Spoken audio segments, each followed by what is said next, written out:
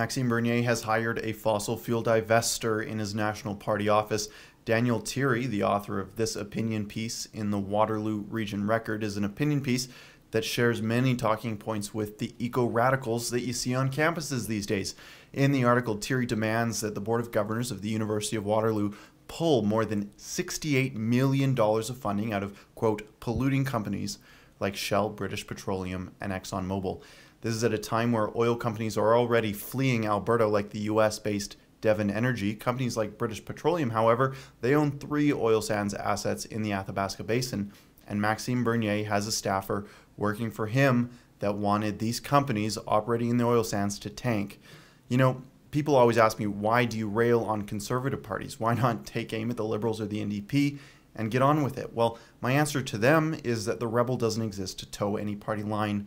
We report facts, and if the facts are inconvenient for a politician, the ball is in their court.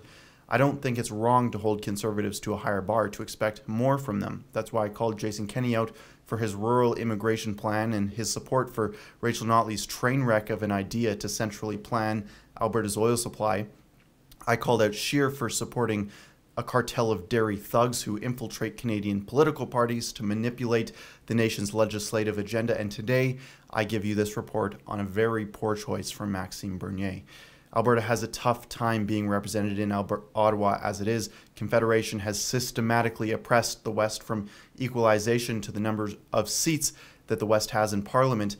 They are the country's underdog, and it's part of the reason Alberta has been so excited about Maxime Bernier. He won the CPC leadership vote in Alberta by a landslide. He swept Calgary, most of Edmonton, and split the rural vote with Scheer.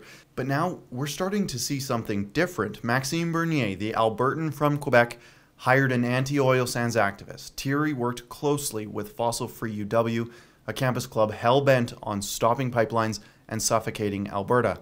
Bernier's staff now features someone who believed just 11 months ago that because the University of Waterloo has money in energy investments, that they are, quote, responsible for devastating our climate and our future. I contacted Daniel Thierry about this, and he told me that he since changed his views and that he was caught up in some sort of undergraduate climate hysteria. Thierry said, quote, he now views fossil fuels and pipelines in particular as necessary for both economic stability and national unity in Canada.